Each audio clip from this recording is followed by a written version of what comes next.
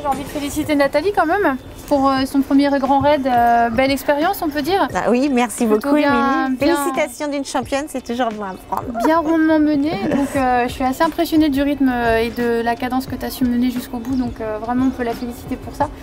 Et puis voilà, moi après c'est sûr que j'ai vécu un peu l'opposé, j'imagine, de sa course cette année. Et voilà, ça fait partie du jeu. Il y a des années avec et des années où c'est plus compliqué, donc voilà. En fait, comme me l'a fait remarquer très gentiment un très bon ami à moi, c'est 50% de réussite, donc on va pas rester là-dessus.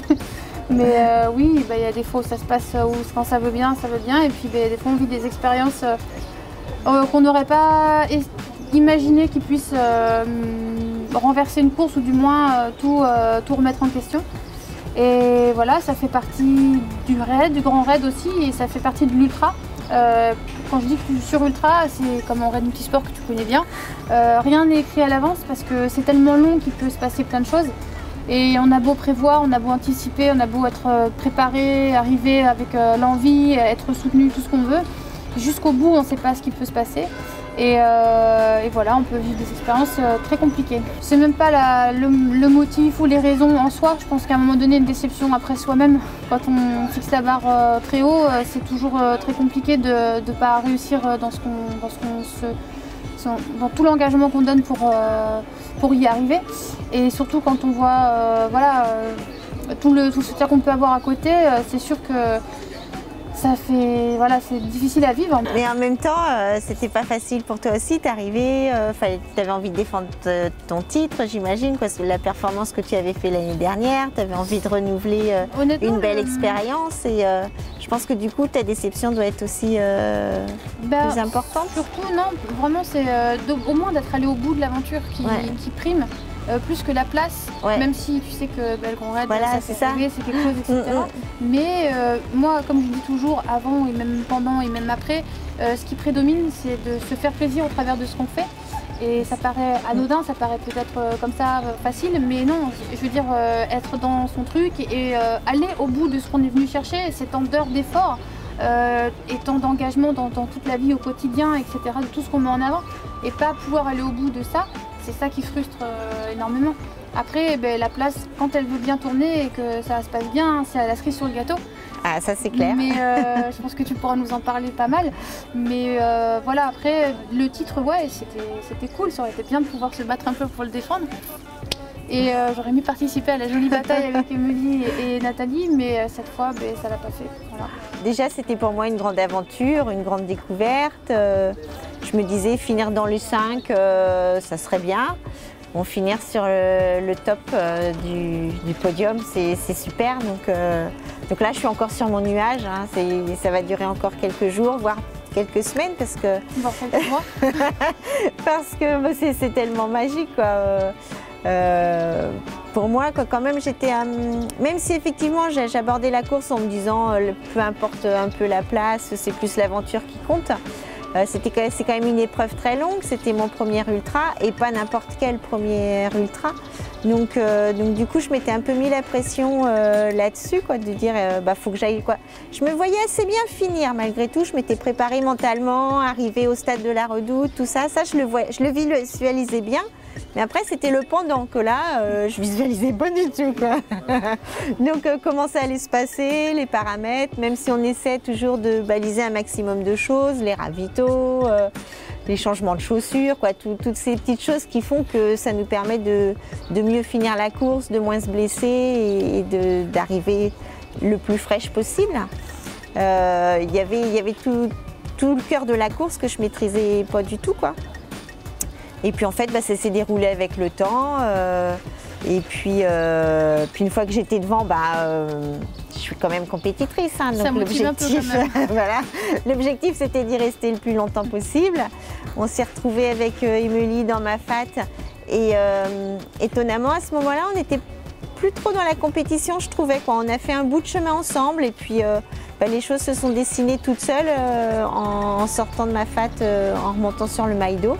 Et puis après, j'ai eu la chance de retrouver Renaud Rouanet, qui est un collègue du team Trail La Fuma. Et du coup, on a fini la course ensemble. J'avais lu le compte-rendu d'Émilie l'année dernière où tu avais noté que tu étais 80% du temps toute seule. Moi, j'ai eu de la chance de ne pas trop courir toute seule parce qu'en fait, jusqu'à Piton Textor, il y a toujours eu du monde.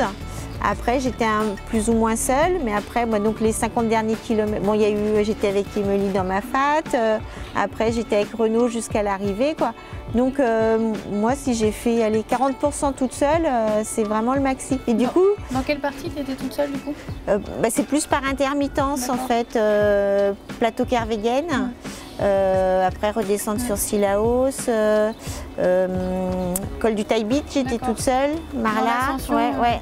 Et alors comment tu l'as vécu cette ascension au Taibit? Je l'avais reconnue. D'accord. Donc du coup voilà, j'ai pas été surprise. Par contre, dans mes souvenirs, ça me paraissait un peu moins long. Je me disais mais elle doit bientôt l'arrivée, mais quand est-ce que j'arrive en haut quoi? Mais du coup ça a été, c'est bien passé quoi. Donc voilà, superbe expérience. Voilà, je vais vivre sur cette énergie pendant quelques jours. À partir de Sans Souci, il y avait du monde partout. Les gens m'escortaient jusqu'au ravitaillement, ils m'escortaient pour sortir du ravitaillement. C'était fabuleux. Signer des autographes sur les t-shirts, je sais pas, en courant, hop, on fait une petite signature, quoi. On est la star. C'est super. Moi, c'était une première expérience, donc je pense que Émilie est vraiment plus expérimentée dans ce format de course. Pour moi, je ne sais pas trop, je laisse reposer, on verra ce que je ferai l'année prochaine. Mais ça me faisait peur dans la durée de l'effort, le risque de la blessure et tout ça. Du coup, je suis plutôt rassurée, donc pourquoi pas l'année prochaine. Et toi, non? L'année prochaine, tu continues sur ces formats? L'année prochaine, je ne sais pas encore comment ça va trop se profiler, mais moi, j'ai une affection particulière pour le long, c'est sûr. Donc, et puis, en tant que raider ou raideuse qui se respecte, on aime bien un peu ce genre de contexte. Donc, mais au plaisir de se recroiser, bien sûr. Quoi qu'il arrive, toujours un beau rendez-vous de venir ici. Et voilà, là, l'aventure, pour moi, elle s'est vraiment écourtée. C'était pas prévu dans mon plan de route de rentrer si tôt. Et puis surtout en sans passer par la Redoute. Mais voilà, il y a des expériences plus difficiles qui, j'espère, nous font repartir sur de meilleures bases. Et puis on apprend toujours beaucoup plus quand ça se passe pas forcément très bien. Donc voilà, on va essayer de digérer. Pour l'instant, c'est encore coincé, mais ça va aller, je pense. Il faut dire aussi qu'on court quand même assez vite. Et du coup, l'organisme, il a vraiment besoin que tout soit bien réglé autour si vraiment on veut performer. Après, je pense que les gens qui font le grand raid sur 50 heures, il n'y a pas le même niveau d'exigence parce qu'ils ne sont pas au même niveau de performance et il n'y a pas la même exigence vis-à-vis de leur propre corps, quoi. Ils sont très méritants. Moi, j'ai beaucoup d'admiration pour eux parce que je trouve que c'est encore plus dur de courir pendant 50 heures que nous de le faire en 30 heures. Mais du coup, c'est pour ça le moindre grain de sable, je dirais, dans les rouages, l'être humain peut pas compenser et du coup c'est comme ça que plus je rejoins Nathalie complètement sur le fait que plus l'aventure dure, plus c'est long et plus on doit puiser fort dans le mental, dans d'autres ressources même qu'énergétiques. Parce que nous déjà on le voit bien sur le laps de temps où on court, mais quand ça dure 50 heures, 60 heures, on peut imaginer ce que les raiders là qui ont terminé ou qui ont terminé maintenant, qui ont terminé l'aventure jusqu'au bout du bout, et c'est vraiment, ils puisent. C'est impressionnant quand même, c'est encore d'autres ressources, mais c'est vraiment chapeau quoi. Il faut je pense une grosse force mentale, une grosse mobilisation, et puis voilà, c'est beau. D'ailleurs, j'en profite pour féliciter tous les raiders, tous les finishers, parce que voilà, ils ont beaucoup de mérite. Je m'y étais un petit peu préparée parce qu'effectivement j'avais vu sur le blog d'Émilie comment ça s'était passé l'année dernière, et tout au long de la course aussi, tous les premiers ravitaillements, on a à peine le temps de se changer qu'il faut répondre aux journalistes et tout ça, et à partir du moment où le premier gars allait approcher de l'arrivée, il y avait déjà plus de journalistes au ravitaillement. Donc dans ma tête je me suis dit, tu fais ta course toute seule et les journalistes ils sont là pas pour les filles, ils sont là pour les gars quoi. Donc je trouve pas ça normal. Bon, après, faut faire avec. Donc, je m'y étais préparée et puis voilà quoi. Et quand je cours d'abord avant moi que pour les journalistes. Donc, bon, Mais bon, c'est dommage. Et comme quoi, on voit bien qu'il y a encore une différence entre la course des hommes et la course des femmes et que la place des femmes, elle n'est pas pleinement reconnue dans le monde du trail. Même si on a la chance que justement Video Sports Run, j'allais dire, s'intéresse aux femmes. Et c'est vrai que pour nous, c'est touchant parce que on fait ça d'abord pour effectivement se faire plaisir, se dépasser, etc. pour l'engagement sportif. Mais si on peut mettre un peu en avant aussi l'engagement des femmes dans le trail, etc. Et puis voilà, qui ne sont pas moins déméritantes. Voilà. Quand on voit la perf, notamment Nathalie, je veux dire, tu arrives combien d'heures le chrono est juste énorme, et c'est sûr que voilà, c'est pas tellement tard par rapport au premier masculin. Oui, voilà, c'est ça. Mais... Donc c'est juste que si ça avait été décalé peut-être un petit peu au niveau départ, du coup, elle aurait pu profiter d'une arrivée juste avec le stade. Vivre, je pense, une fois une arrivée, toi tu l'as vécu à la TDS peut-être, je sais pas, avec beaucoup d'ambiance, l'arrivée, le stade rempli, ça doit être fabuleux. Ouais, puis l'effervescence, quoi, de se dire oui, on boucle quelque chose, il y a du monde pour nous accueillir. C'est aussi une forme de reconnaissance, quoi, de se dire je suis pas, même si on court avant tout pour soi, c'est sûr, mais bon, c'est aussi du partage. Voilà, c'est aussi associer voilà, les gens qui nous soutiennent, quoi. C'est comme dit Nathalie, c'est de partager l'ambiance, sa joie en fait, tout simplement. Oui, c'est ça.